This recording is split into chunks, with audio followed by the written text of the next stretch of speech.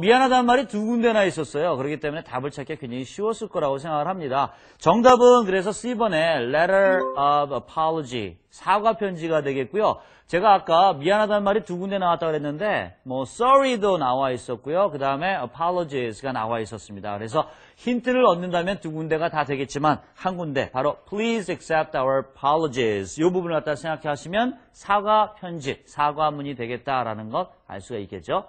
자, 그 다음에 두 번째 문제 가볼게요. 강조에 강조를 또 드립니다. should have been이 있었다는 거요. 예, 그렇기 때문에 원래는 어떠한 물건을 선적했어야 하는가. 그래서 제가 아까 샘플 얘기도 했고 의류 얘기도 했었어요. 자, 샘플 얘기였다는 것은 쉬웠죠. 그렇죠. 그 부분에 문제가 아마 없을 거라고 생각합니다. 넘버 5하고 넘버 10이 있었는데요. 넘버 10 대신에 넘버 5를 선적했어요. 그렇기 때문에 원래 선적했어야 되는 것은 B번, sample number 10, cotton goods. 요게 되겠죠. 그래서 역시 그 클루를 드린다면은 instead of 이하가 쭉 나와 있는 그 부분이 바로 이게 원래 선적됐어야 되는 부분이었구나. 체크하시면 되겠습니다. 자, 그럼 이제 3번 문제를 해결하겠습니다. 3번 문제는요. recipient이 어떠한 식으로 대응을 할 것인가 였는데요. 제시된 내용 자체에서 선택권을 줬었죠. 바로 이 부분입니다. 이 선택권에 대해서 recipient 입장에서는 그러면은 나는 이쪽을 할 건지 저쪽을 할 건지 골라내야 되겠습니다. 자, 그런데 그 부분이 어떻게 돼 있었죠? 아주 우리가 많이 쓰는 구문이 있었습니다. either A or B. 통상적으로 이렇게 얘기를 하죠. 그래서 A를 할 것인지 B를 할 것인지 저희한테 알려주십시오. 이런 얘기가 있었어요. 즉, either A or B가 recipient이 앞으로 respond를 보여야 할 부분이 되겠습니다. 자, 문제 없죠, 그럼요? 자, 이렇게 지금 세 문제를 쭉 풀어봤는데요. 우리가 목적 얘기를 시작했지만 그 안에서의 여러 가지 다변 문제들을 갖다가 실전 문제화해서 다양하게 풀어봤습니다. 자, 조금은 이제 마음 편안하게 우리 어휘를 갖다가 좀 정리해본다라고 생각하시면 좋을 것 같습니다. 바로 보케 퍼즐 같이 가봅니다.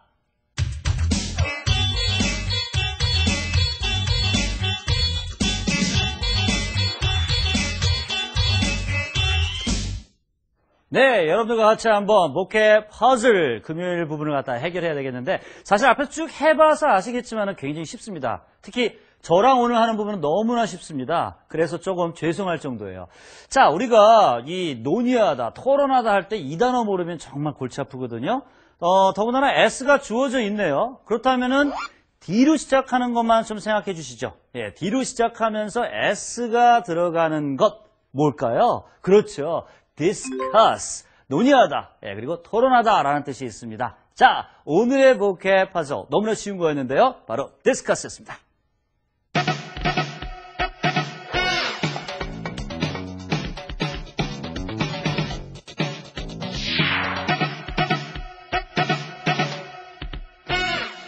자, 오늘 공부한 내용을 이제 좀 정리를 해봐야 될 것 같습니다. 바로 전략 마침표를 찍어야 할 시간인데요. 여러분들이 공부하신 거 너무나 쉬우니까 어떻게 보면은 이거 쉬운데 뭐 이러면서 자꾸 소홀하게 하시면은요. 나중에 독해가 점점점 어려워졌을 때는 이건 정말 정신을 못 차릴 때가 옵니다. 그렇기 때문에 간단하다고 무시하지 마시고요. 꼭 제대로 딱 마침표를 한번 찍어보시면 좋을 것 같아요. 자, 그러면 오늘 준비된 이 부분에 있어서의 정리할 부분, 마침표는 어떻게 찍을 것인지 같이 가보시죠.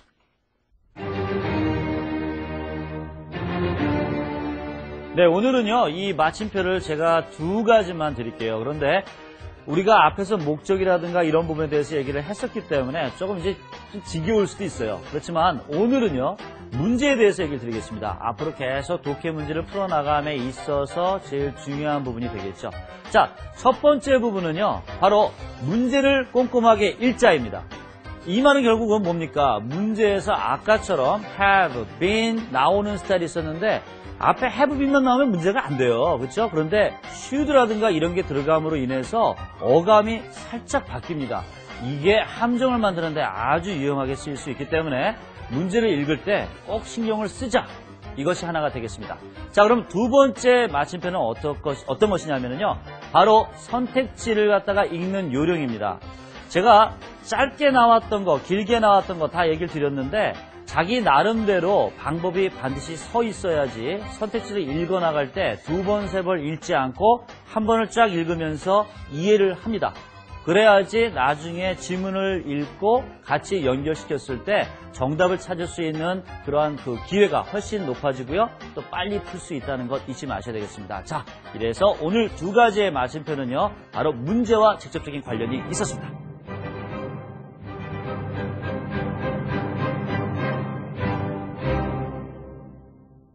네, 독해 문제를 우리가 이제 본격적으로 시작을 했습니다. 사실 처음에 맛보기를 2번을 거치고 났기 때문에 어떻게 보면은 좀 더 쉽게 이제 접근을 하고 계실 수도 있습니다. 아니면 편지와 이메일로 시작을 하고 있기 때문에 더더욱 생활 속의 내용들이니까 편안할 수도 있습니다.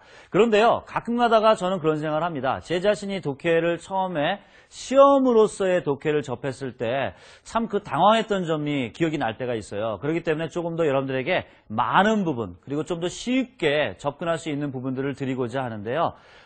제일 처음에는요. 항상 잊지 마십시오. 내가 상식적인 생각 속에서 공부를 해나간다면은 그것을 벗어날 수가 없습니다. 다른 사람의 머리, 시험 출제자의 머리도 저와 같은 머리이기 때문에 그 이상을 넘어가지 않거든요. 그렇기 때문에 여러분들이 공부하시는 데 있어가지고 너무나 깊이만 들어가려고 하지 마시고요. 처음에는 쉽게 골고루 음식을 드신다고 생각하시면 제일 좋을 거라고 생각합니다. 그렇기 때문에 제일 처음에 이렇게 같이 공부를 시작하는데 벌써부터 낙오자가 생길까봐 걱정도 되고 그런 마음에서 이런 좀 잔소리 아닌 잔소리를 드리게 됩니다. 공부를 하실 때는요, 제일 편안한 마음으로 하십시오. 그렇지만 꼭 잊지 마셔야 될 것은요, 여러분이 공부를 하신 것만이 여러분의 것입니다. 남의 머릿속에서 나온 거 그냥 훑어봤다고 해서 여러분의 것이 아니기 때문에 영어 공부를 하는 데 있어서는 복습이 제일 중요합니다. 잊지 마시기 바랍니다. 자, 다음 시간 역시 월요일에는요, 진아 선생님하고 로버트 선생님이 이끄는 Listening Zone 시작될 겁니다. 저는 역시 또 금요일날 찾아뵙겠습니다. Thank you for joining us. See you next time. Bye bye.